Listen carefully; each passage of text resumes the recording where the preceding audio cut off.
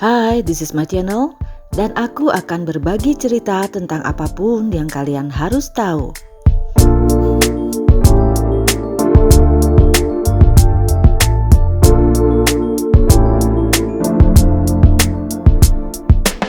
Jumpa lagi ya teman.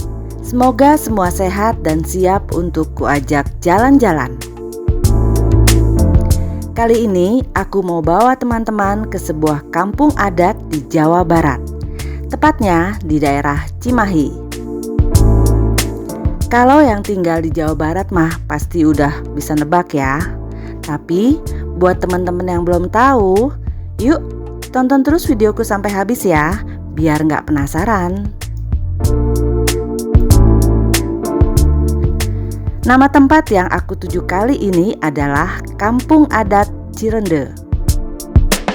Cirende ini berasal dari nama pohon rende yang dulunya menjadi populasi terbesar di kampung ini.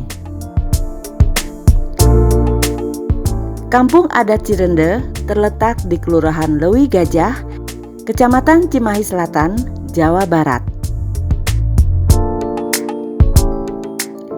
Kampung ini dihuni sekitar 60 kepala keluarga yang sebagian besar bermata pencaharian bertani ketela atau singkong.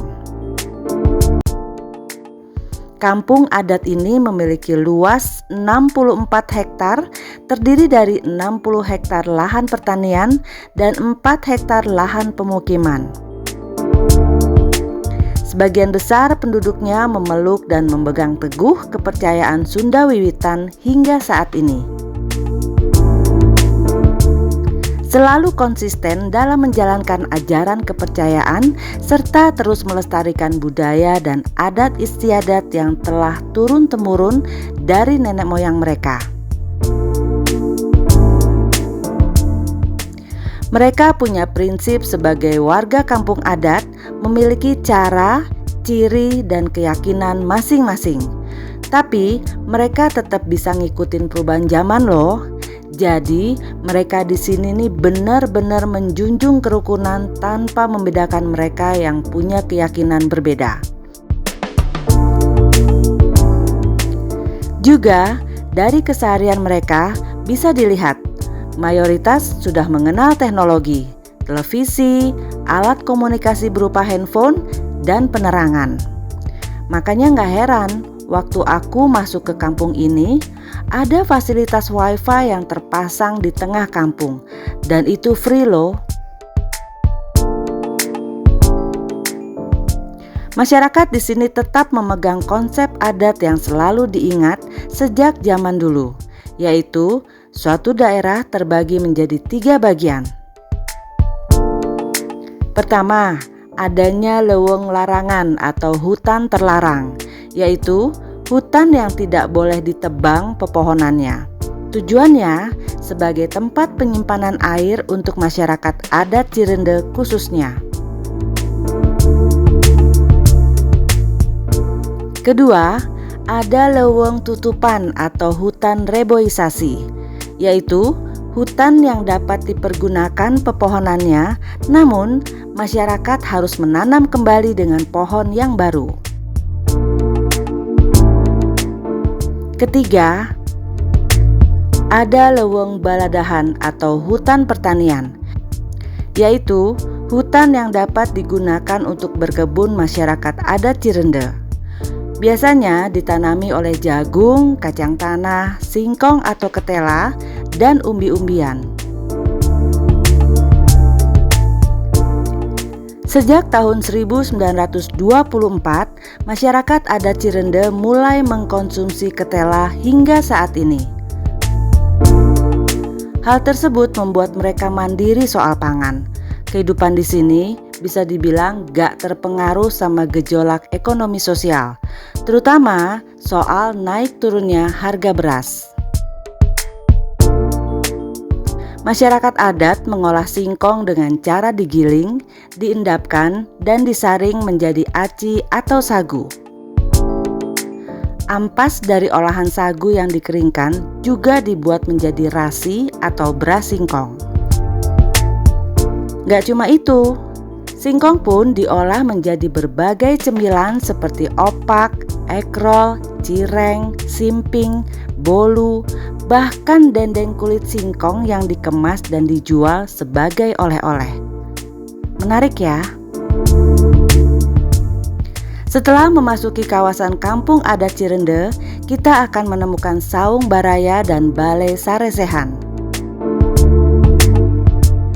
Balai-balai ini biasa digunakan warga sekitar sebagai tempat pertemuan dan pagelaran seni. Setiap bulan Sura, balai-balai ini bakal digunakan untuk menggelar pertunjukan wayang golek.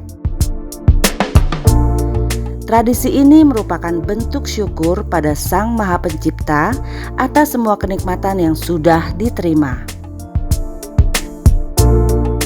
Pola pemukiman di Kampung Cirende memiliki pintu samping yang harus menghadap ke arah timur, bertujuan agar cahaya matahari masuk ke bumi.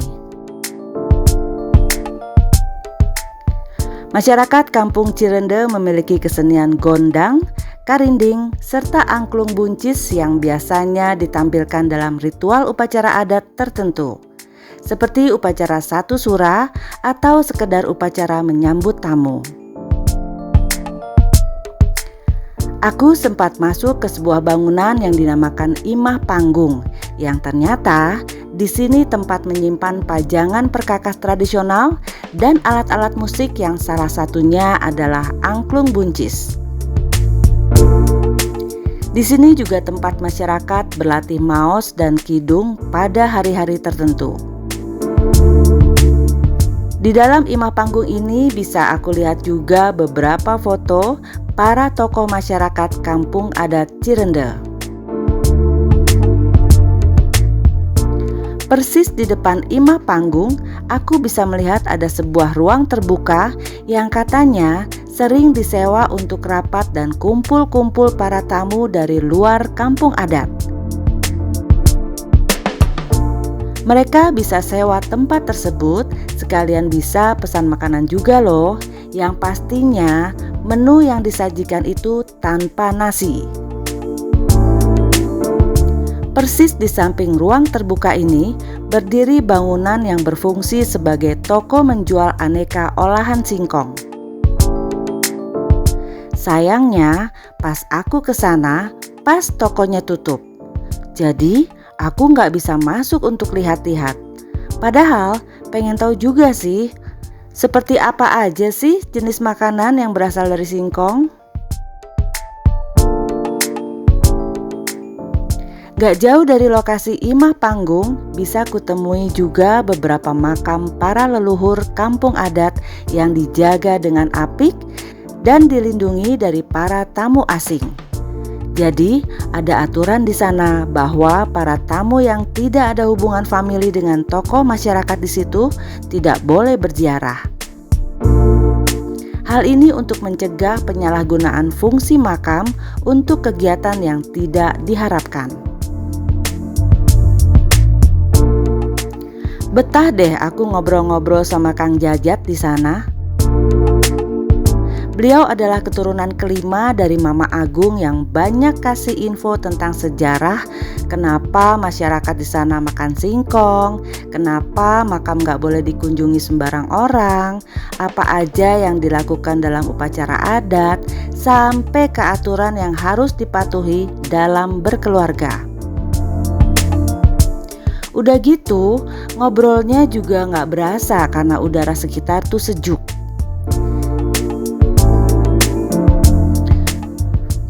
Jadi kepikiran deh, one day pengen balik lagi ke situ, pengen nyobain homestay dan nyicipin olahan singkong yang kali ini gak bisa kujumpai karena tokonya tutup.